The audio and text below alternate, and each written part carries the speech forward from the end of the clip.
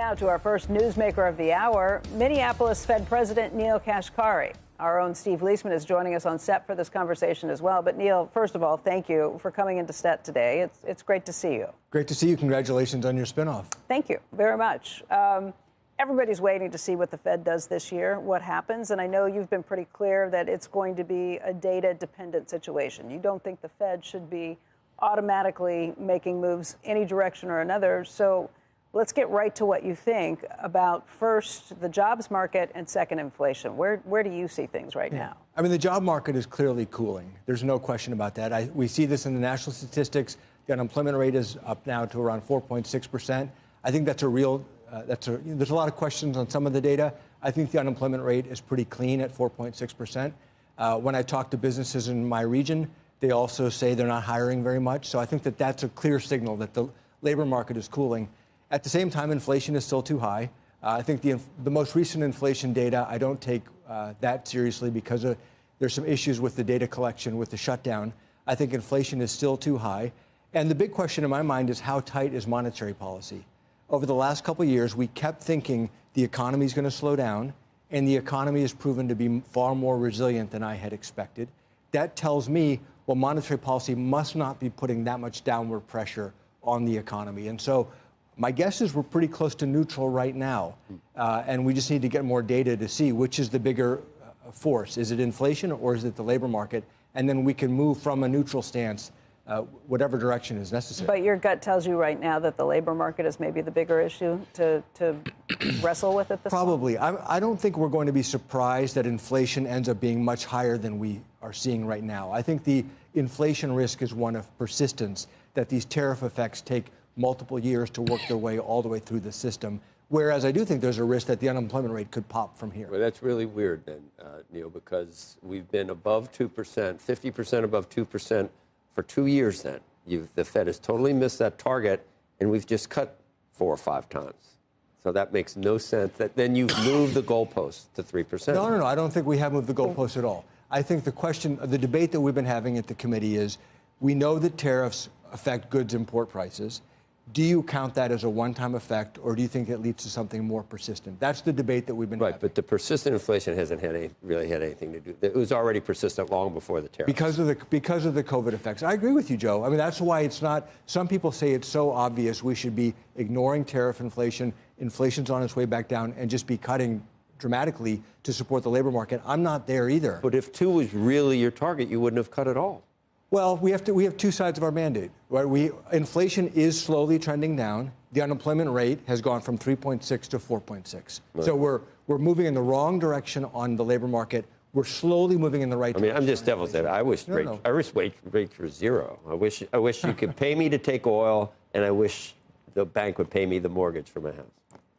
But capitalist doesn't work that way in a capitalist system. It depends, as you now know. Capitalism. Yeah, it all depends. No, I'm just kidding though, but because it almost looks like a critic of the, and we're talking about critics this morning, but we're not really being ourselves. But a critic would say that the Fed has moved the goalpost. No, I hear you. I mean, it's been 5 years now. But I don't say. No, but it's been 4 or 5 years with substantially elevated inflation that we should all be alarmed about. But you blamed it on the pandemic, not on all the stimulus. Well, I think it's a combination of a bunch of factors. I mean, when I say pandemic, cause of stimulus. It's pandemic, it's stimulus, it's Russia invading Ukraine. All of these pushed in one direction, which is prices up. Neel, can you walk us through your outlook for next year? Does inflation come down slowly? What happens to the unemployment rate, and what do you do with growth? Yeah, well, growth is the one that we talked about a moment ago, which just keeps surprising me how resilient growth has been. My expectation is the economy will probably continue doing what it's been doing, which is pretty resilient, pretty decent growth. Now, in terms of the inflation components, now we have to go under the hood. I've got a lot of confidence that housing services inflation is coming down. We've modeled out the mechanism from new rent growth all the way through CPI, through PCE for inflation. So housing services inflation, I've got confidence, should continue to come down.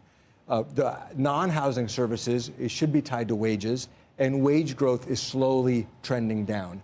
So it's going to be slow, is my bottom line there.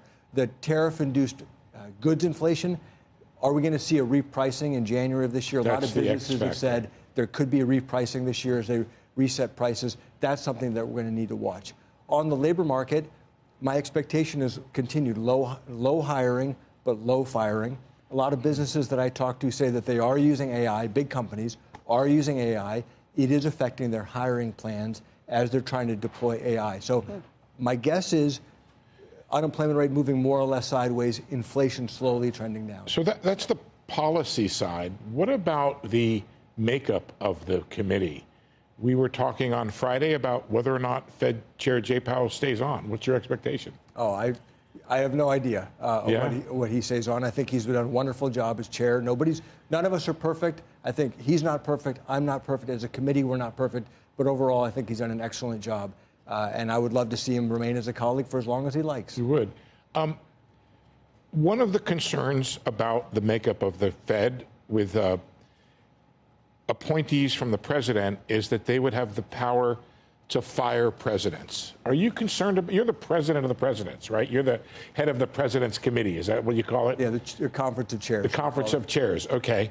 Are you concerned that presidents could be fired individually for lack of cause? I'm not concerned about that. I think that the Federal Reserve Act is built on a foundation of 12 independent Federal Reserve banks. We each serve, all the presidents serve at the pleasure of our local boards of directors. The local boards of directors have the power to oversee me, to remove me. That's where the power lies, as opposed to in Washington. You're on the board of the Economic Club of Minnesota. I am. True? Of course he is. I hear Secretary Bessent's going to be speaking. Is this a real economic club or just a facade? Why would it be a facade? You just get big grants for the club and nothing actually. It's in Minnesota, right? I see.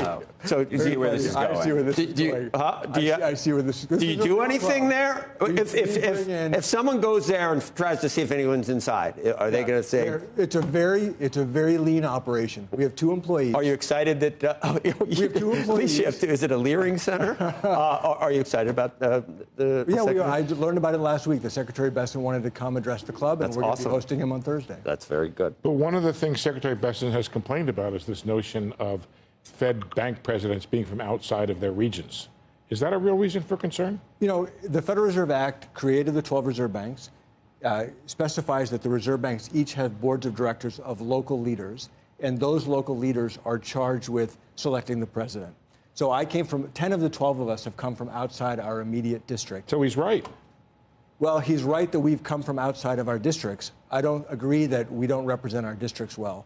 You know, I've been in Minnesota now for 10 years. I'm very well known across the region by business leaders and by civic and elected leaders. And I think that those judgments are best left to the local districts to decide who should lead their banks.